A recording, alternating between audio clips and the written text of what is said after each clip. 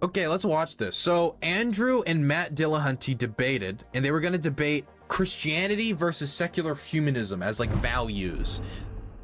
The values of secularity, secular humanism versus the values of Christianity, like building like prosperous societies, right? What has the best ethical foundation is the question.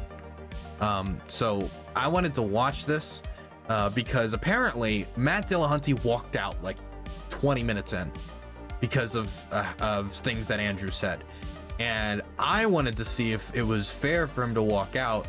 I don't know if I'd ever walk out of a debate personally. I don't know what someone would have to say for me to walk out. It'd have to be some pretty vile stuff to make me quite literally walk out of a debate, or just zero progress be made, period. So I'm interested to see what that barrier was for Matt Dillahunty. Thanks so much, James, and thanks, Andrew, for being here, and all of you for showing up. Humanism has as its focus the betterment of humanity in this life, while Christianity has as its focus adherence to a God and the disposition of souls in an afterlife. Our best efforts in this life are, according to the Bible, like filthy rags. Our best attempts at righteousness and justice are portrayed as vile and disgusting when compared to a bumbling God constantly failing to get his creation to love and respect him, while also prescribing the death penalty for nearly everything: adultery, blasphemy, breaking the Sabbath, disobedient children, witchcraft, worshiping another god, not being a virgin on your wedding night. Which is better for society?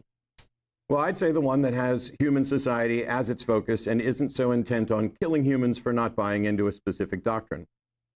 Heaven and hell, if they were to exist, aren't human societies. What a God thinks is unknown and irrelevant.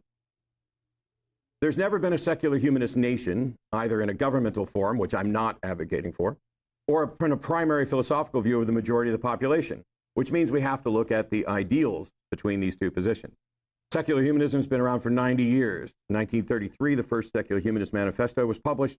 It identified humanism as a religion with 15 points. It was updated 40 years later in 1973 with a lot more information, and then it was incredibly shortened in 2003.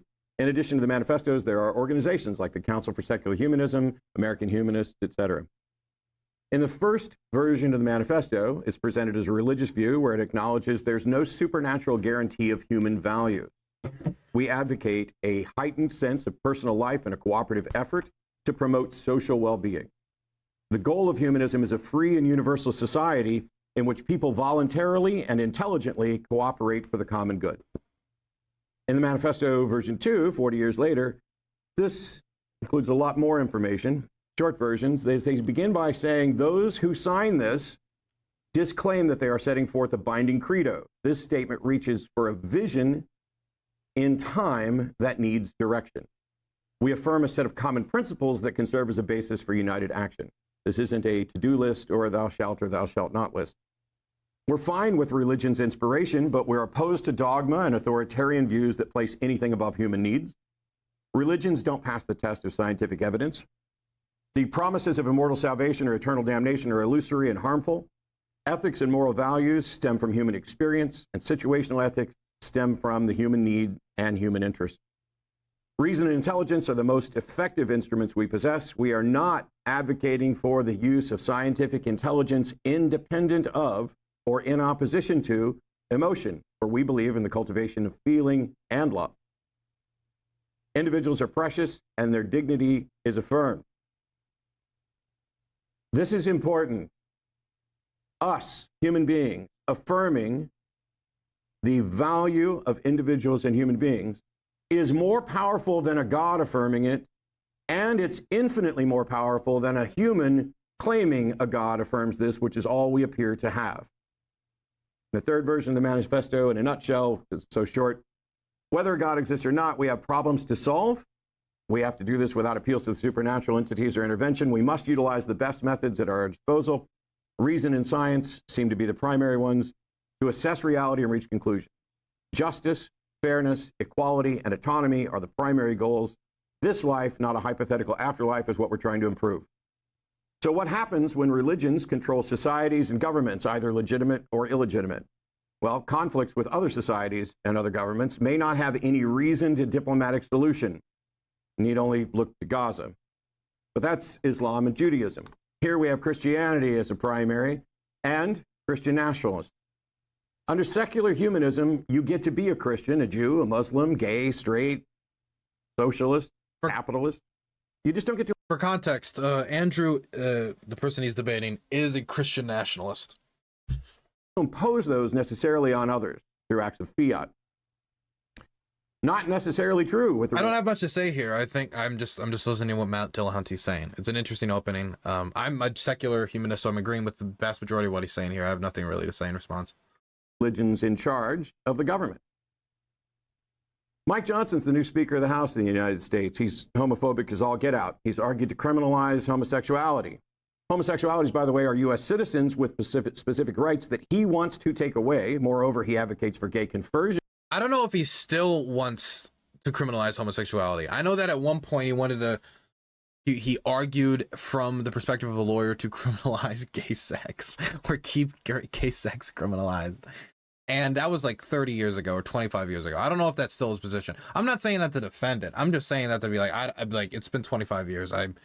And like gay marriage just passed in the country. I'm sure if as Speaker of the House, he's not going to be pushing the make being gay illegal bill. But I do think out of all of the options, he's on the tippy top of the list for those who would genuinely look at in order to appease the radicals in his party, trying to reverse the gay marriage ruling, either through the Supreme Court reversing it and then trying to enact some type of federal legislation regulating it, or if the Democrats tried to push federal legislation trying to codify it, which they have done, he would work against it, which he has done in the past, and was part of the reason why Mark Etner, which was one of the other Republicans for Congress, who is seen as more pro-Ukraine, but was showing more opposition to Ukraine from the lobbyists that I knew that was talking to him, he got sunk in part because he voted in favor of codifying gay marriage rights after it was already law of the land. He just wanted to make sure that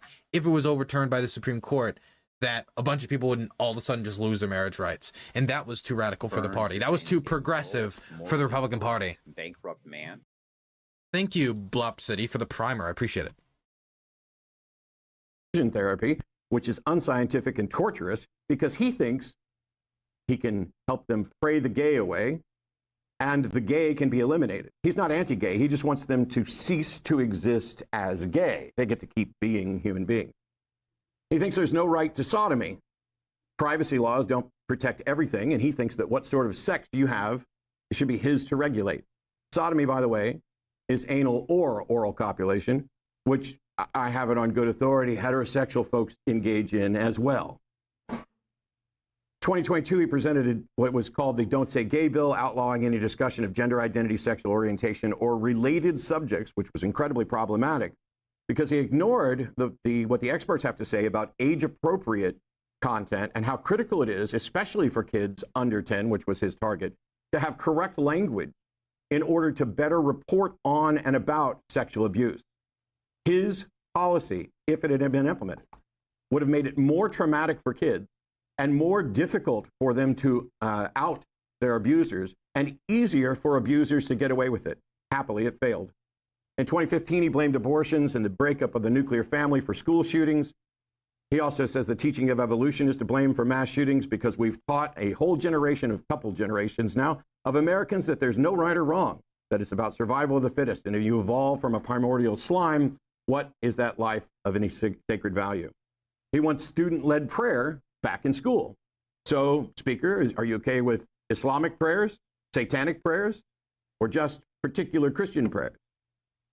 He's opposed to the separation of religion and government, sometimes called the separation of church and state. He thinks that the founders only wanted to protect the church from the state and didn't want to protect the state from the church, citing the notorious lying pseudo-historian David Barton to support this view.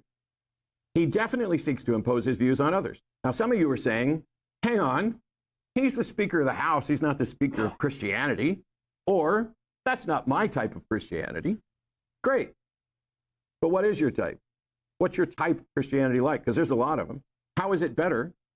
And how can we make sure that we get your better version than the one that Mike Johnson wants? Good question. He thinks his version's correct. So do you. Countless denominations without consensus. He's already got more power than my opponent has right now. So I don't know Andrew at all. I don't know what version of Christianity he's advocating for. I didn't bother to look him up. We literally just met and said hello as I sat down here. Is his version of Christianity better? I really hope so, because it'd be hard to get a whole lot worse. But they point to the same book. They point to the same Savior, the same history. Liberal and moderate Christians provide legitimacy and cover to hide the fundamentalists and to allow them to engage in Christian nationalism.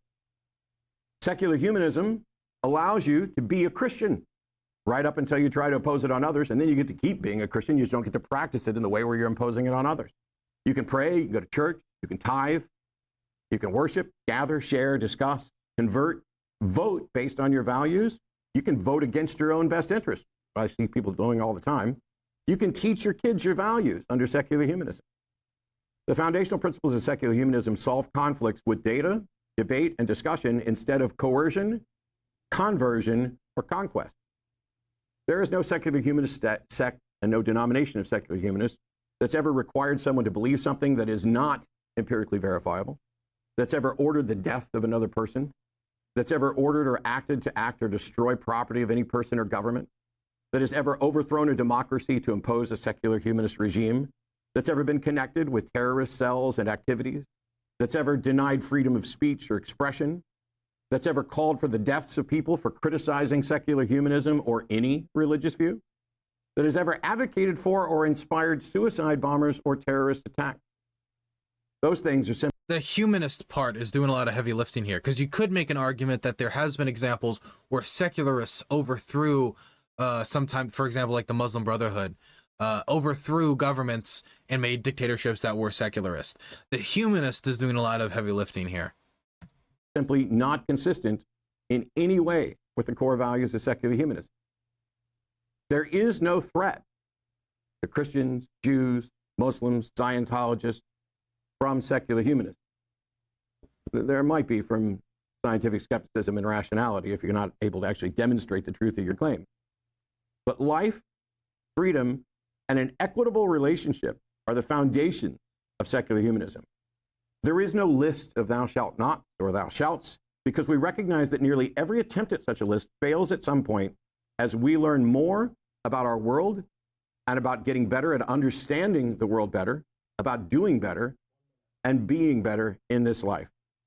The goal of humanism is a free and universal society in which people voluntarily and intelligently cooperate for the common good. If you have an objection to that or a better goal, what is it? Yeah, that was a generally pretty good intro. Introductory statement. We're going to hand it over to Andrew Wilson for 10 minutes. So thank you for being here, Andrew, and the floor is yours. You're welcome. For those of you who don't know me, my name is Andrew Wilson. I am the host of the one and only Crucible, the fastest growing debate channel on the internet. James, I just in case you didn't know. Appreciate that very much. Appreciate everybody being here. All of you are way too stodgy in this room. Very low energy. Just wanted to let all of you know that. Ladies and gentlemen of all pronouns, the Z's, the Zers, the hims, and hers, I would like to thank you for tuning in today for this exciting in-person conference on modern day. Dude, I've never seen Andrew not smoke for this long. I'm gonna be real, man. It's weird not seeing like a smoke cloud forming above him. Debate. My name is Andrew Wilson. There's a few ways this debate can go. The topic is Christian ethics versus secular humanism, which has a better foundation. The funny thing is, I already won that topic because, as Matt explained to Jay Dyer, he has no justification under the skeptical belief structure to give an accounting for any meta-ethical presupposition he may have. He just kind of grants himself stuff. He grants himself logic, he grants himself reason, he grants himself an entire worldview, even though he's using an unjustified starting position for it. So I'm not honestly all that interested in doing the God not real dough debate because one, it's boring, and two, it's also really boring. It goes like this. I don't see enough evidence and remain unconvinced there's a God. Then I say, but you use a theistic worldview of justification like there is a God to grant yourself logic and everything else. So instead of that, I'm just going to grant Matt's entire worldview. 2/3 or more of this entire planet are all operating inside of a shared delusion that they were created by a sky daddy who loves him some slavery and murderousness. He thinks it's funny to kind of cosmically with people. That's his deal, kind of his whole thing. That's Matt's worldview. So now Matt's right, and the question becomes, should we let them to continue to believe in this nonsensical Stone Age madness, or do we stop them from engaging in it? My contention is, even if God isn't real at all, that people acting as though he is still superior to whatever nonsensical egalitarian worldview Matt can come up with. See, Matt also just acts as though the things he believes are true. He believes, and therefore acts as though logic is real, math is real, everything is real based on his presuppositional belief that they... I mean, I do think that there is something substantially different between being able to test something and find evidence for something in the physical world, either through fossil record or carbon data, or any of these ways that scientists have tried to find out where human life has come from, the origins of our existence, the secrets of the universe. I do think there is something different between that and book, right? I do think there's something substantially different here between that and book that man said, you know, is God's word. I do think that somebody believing that scientific process, which has been demonstrably shown to be able to produce outcomes like electricity powering your home and modern scientific achievements our minds couldn't have imagined 100 years ago. I do think that somebody basing their worldview off of that gives them something more physically to hold on to than him basing it off of reason, like, oh yeah, we test it, we gather data on it. I think that's something to base off of it. He doesn't just grant him these things, he goes and tests for these things. And if you don't have evidence of something, you shouldn't just believe it at face value. That's Matt's worldview. That you should test for these things, you should look for evidence for these things, and then try to find what is the rational explanation for it. Now, you can disagree with him about what that rational explanation is, and then you can go through whether God is real or God isn't real, but he doesn't want to have that conversation. It's boring. He's just granting it. But I do think that he isn't just giving him all of this, he's giving himself all these things. He's basing it off of, I mean, I guess you could say he trusts and believes and has, quote, faith in the scientific process. But why would somebody trust, this is my question, would be my question to Andrew, why trust God's book over the scientific process, which we have shown in the physical world to be useful in developing medical achievements and all sorts of stuff, and finding out stuff about the world that the Bible couldn't show us? They are real. You see, human flourishing, the cornerstone of Matt's ideology and that of secular... Especially when the book in question isn't like one book where God sat down and wrote down all the words. These are things written by humans, telling the tale of Jesus Christ, the tale of God, brought in from multiple different sources and culminated together with different editions. So, I mean, it's not even that there's like one solid foundation. There's different interpretations of Christianity. There's different interpretations of the faith.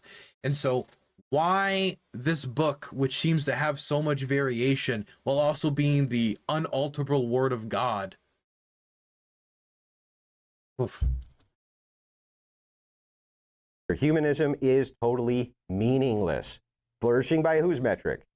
From my perspective, for instance, attempting to lie to people who claim men can be women isn't human flourishing. From Matt's perspective, it is. Why? Why should the collective of humanity lie and say men can get pregnant? Why should they say that men can have periods? Things which are categorically and obviously false.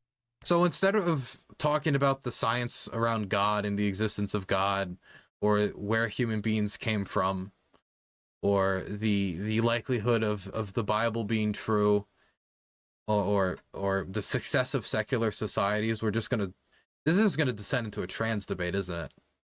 This is just gonna be, if your science is so smart, is a man and a woman? Is that gonna be the debate? I can already see it. I can already see it going from a mile away. I can feel it. I can feel the energy shifting. That preserving homosexuality in society is good for human flourishing, even though they are reproductive dead ends.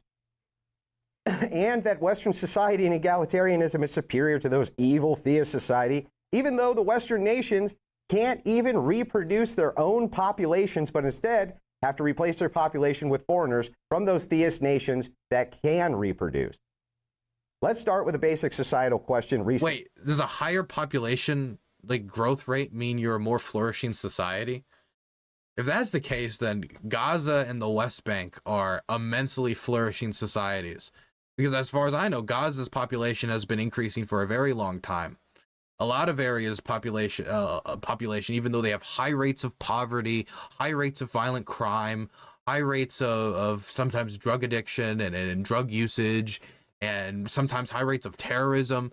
Just like, I don't know if I would use population growth as one of my main metrics for success. Asked of the West. Why population growth? I think because he's arguing that he's saying that secular societies are flourishing, but I disagree with what is flourishing and what isn't. So let's line up what Matt's version of flourishing is. He's probably going to talk about, like, you know, higher GDP. He's going to talk about higher living standards. He's going to talk about individual liberties being respected. He's going to talk about stuff like that. And what are we going to get from Andrew? Is it population growth? They're not trans people? West, who has now embraced a scientific and non-theistic approach to governing. Super basic question every kindergartner knows. If you don't believe me, go watch Kindergarten Cop. The question posed to the Western nation is, can a man be a woman? All right? To the question of if a man can be a woman, they say the answer is yes. And the way we will decree they can be a woman is by simply saying that woman now means male. Problem solved. Thank you, secular humanists. Thank you so much. Whose position is that? Woman now means male? I don't know what that means. Okay. I don't know what he means by that. Nope, not kidding. Why, you ask, would people be? I don't know of any definition of woman that is just woman now means male. I don't remember this at all. This over the top stupid? Well, it's simple. The good is the good, man. We have to do what's good for human society and human flourishing. And if you don't call these deranged lunatics something they obviously aren't, they might self-terminate. So in order to avoid that, we need to make everybody on planet Earth lie to them. This is human. What's like, if this is how we're doing, if we're doing population growth, if population growth is the way, then would we say Pakistan is a particularly like flourishing society today? What about Afghanistan? Taliban Afghanistan. Look at population growth. What like that's okay. Flourish. Just redefine shit, pretend it's true. How laughably absurd this worldview is. Matt will often say, I remain unconvinced. Well, Matt, I'm also going to use your standard. I need for you to 100% convince me beyond a shadow of a doubt that males can have babies. What's the answer going to be? No, Andrew, you big stupid. Males can't have babies. Men can have babies. Because we just defined man to include females, dummy. Well, Matt, I remain unconvinced. I'd like Matt to convince me that if you are a male and you are having sex with another male, which would not be allowed in my version of a secular humanist worldview, how is it that you're not just basically having sex with a guy with a wig on?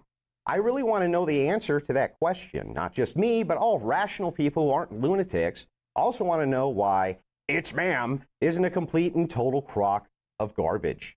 Because I remain unconvinced that it isn't a total lie, and that these people don't just pervert the language to include their... Is this, you know, this kind of feels like if I was to go onto a show and we were supposed to talk about like globalism in the world today and like whether it's good, whether it's bad, and then I just dragged it all down to the war in Ukraine.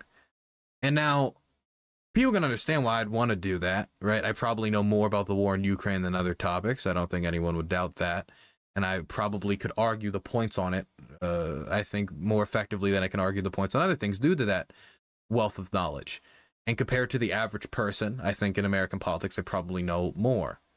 And so I could, you know, drag people down into the weeds and drag people down into that debate, or drag it into a debate that I know how to debate and I like debating, and maybe I have like 20 more dialogue trees than I would if I was debating this other topic. But it kind of feels like that a little bit. I don't know how this Christianity versus secular humanism, and we're just down to what is a woman? We're just back to the Matt Walsh question. I don't know if what is a woman is going to determine who has the best ethical framework or who's making the better societies. I don't think like if we were to like compare these different societies, let's compare. I think a better starting point would be for these two people to compare their metrics for success about what makes a successful society. Because if they have completely different metrics, and Andrew's is population growth, while Matt Dillahunty is going to be quality of living, like GDP growth and economic production, or and who knows what it would be. I think a lot more people would, in that circumstance, probably side with Matt. But I mean, I don't know. I won't know until they've listed it all. And that would be a better starting point than, I think, what is a woman? Their own perversions and then add human flourishing at the end. Matt has said he wouldn't make a law stopping 9-year-olds from having sex with each other. Not kidding. Now, I know this is going to sound a little bit totalitarian, but One second. Let me see this. Matt's significant other is trans, I think. Oh. Oh, boy. would in fact create laws that made it a crime for a 9-year-old to have sex with their 9-year-old. I would hold the parents criminally liable for allowing this to happen in my evil authoritarian society, where I don't even let 9-year-olds have sex or the parents go straight to jail for negligence. Now, I think that's better for human flourishing. I think maybe parents would be far less likely to let their 9-year-olds do that if they went to jail. Stupid me. Next, I would in my authoritarian society decree that all simulated sex acts in public were criminal offenses and would make sure that all people went to prison for the crime of indecency, which doesn't assist with human flourishing, and I'd like to know why I'm wrong. Secular humanism can basically be whatever the hell you want it to be. It doesn't really need the principle of freedom or the secular humanism can be whatever you want it to be. I don't know where, like, secular, well, you can, if you want to have a secular society, it has to be a society that accepts different religions and religious viewpoints, atheistic, Muslim, Jew, etc. Like, you can't be like an authoritarian, like Islamic fundamentalist country and be secular. It's not whatever you want it to be. There's definitions that nobody can describe the Mujahideen as a secular, you know, not the Mujahideen, but the Taliban as a secular government. You can't be whatever you want it to be. Starting axiom of freedom and peace in order to postulate whatever it wants. It's sloganeering. They're slogans. They don't mean anything. Okay, why do 9-year-olds need to be able to have sex in order to advance humanity? Why do we need to lie about a person's sex in order to advance humanity? Why are these things necessary for human flourishing? Why are decency laws bad? Why would Christian ethics stop flourishing when the theist mandate is to reproduce and the secular mandate is let's just all have sex and have fun, bro? That sounds way worse for human flourishing. In fact, I would say we're really back to the reproduction stuff. So it's indecency is why we're not flourishing, because I'm looking for reasons as to why the Christian worldview will flourish more than the secular humanist worldview, or their societies would flourish more. So it's the indecency, it's the indecency, it's the population growth, and it's trans. These are the three black horses of secular humanism. Not reproducing is the worst possible thing for human flourishing, because if there's no humans, how do you flourish? So I guess, in essence, step 1, I remain unconvinced.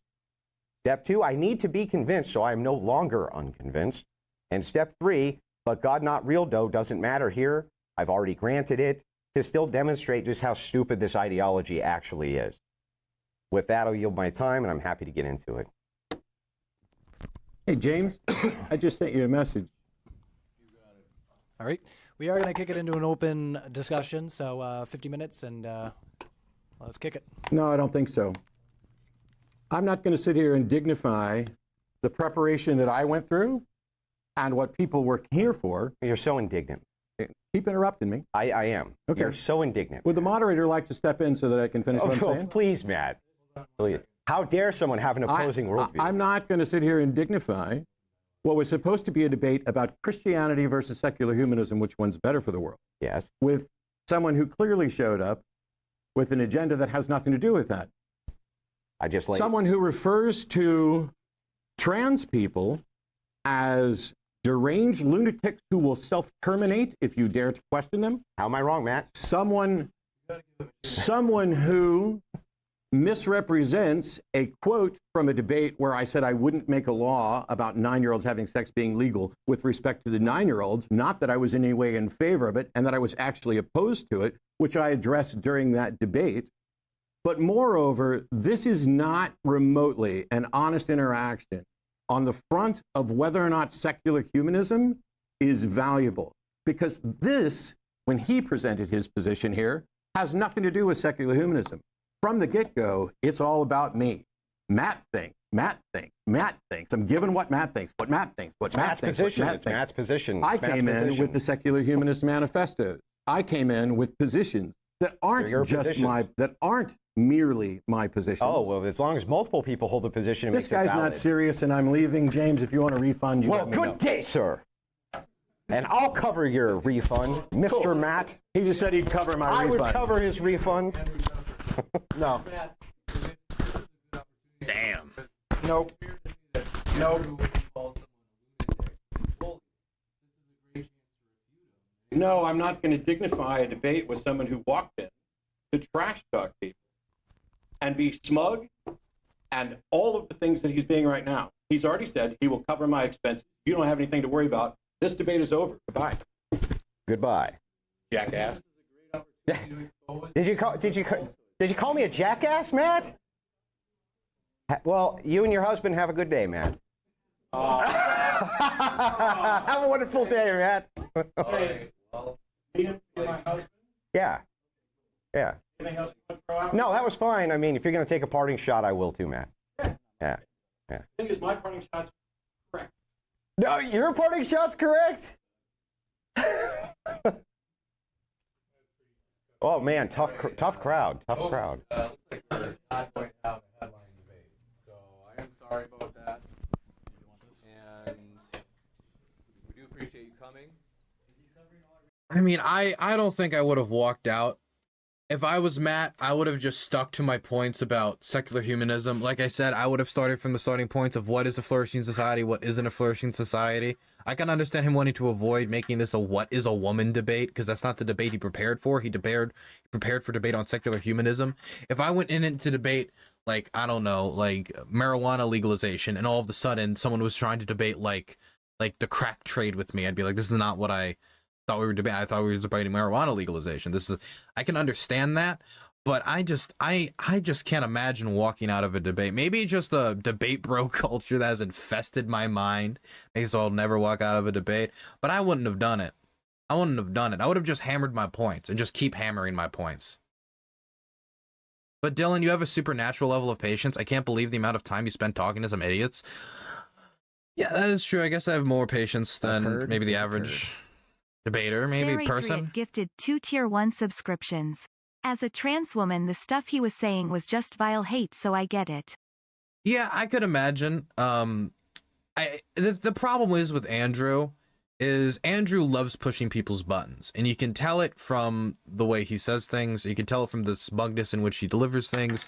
And this is something I don't even think he would deny, that he loves pushing people's buttons by saying what he probably believes is the based, real, unfiltered truth that people don't want to accept, but I'm going to be like the truth teller that says it anyway.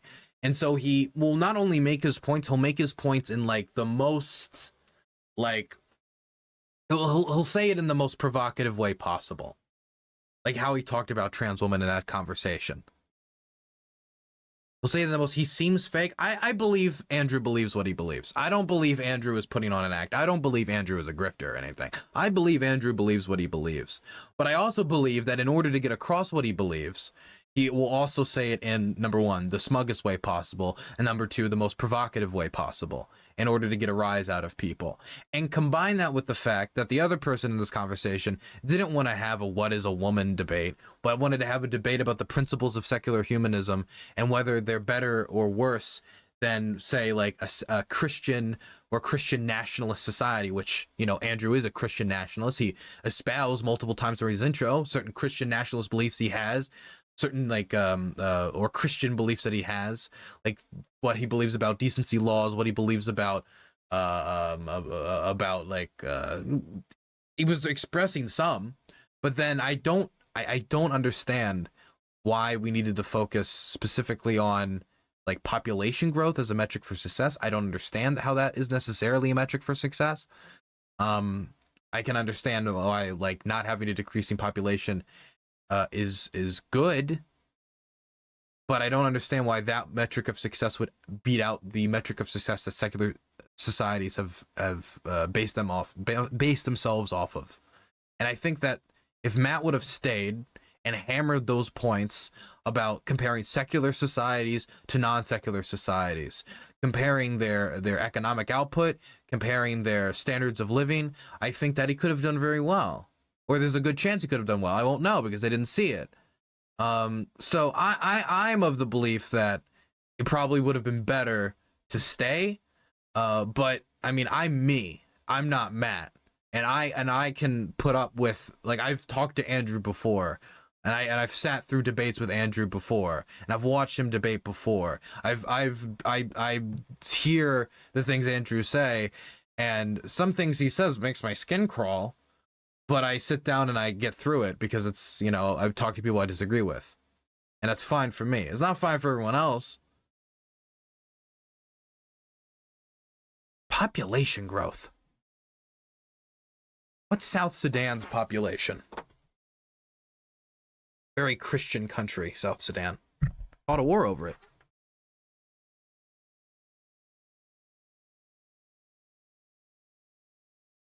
It's went up, went down a little bit. Burundi, Somalia. Oh my God, Somalia's popping off. Oh my God, it's a paradise over there. It's a paradise over there in Somalia. They're popping off. They're popping off over there. They really know the faith. I don't really have anything else to say about this. I really don't. I don't got anything else to say about that. I don't know what I expected, but man, let me just see the fallout a little bit. I want to see the fallout. You guys are covering our costs too? No, you guys got to cover your own costs. Sorry. So I agree that what Andrew said wasn't helpful in that. Well, hold on. Just let me actually talk. Is like I'm already addressing it, so you want to interrupt me still? Really? Yeah. Self-control, please. So is Andrew like when you call people lunatics? It like that does come off as The presentation of a correct worldview. So. But See, you see what I mean? He knows what he's doing. You can see it. You can see it in his eyes. You see it in his eyes. I can't. He doesn't have the cigarettes to hide the shit-eating grin today. That Matt left. Like, I would like Matt to refute and explain to Andrew, like, hey, here's why calling people lunatics isn't an argument, and this is intellectually lowbrow. So it seems like you lost the debate. It seems like you didn't have an argument to begin with. So I'd like to know. So where's Because I fled the debate stage? Yeah, where's your like degree in psychology to understand these like concepts? You need a degree in psychology to know what a man and a woman are, sir? Oh, is it just gonna be, I don't want to watch a fucking trans debate. I wanted to watch them talk about like how Christian legislation will help improve like society over.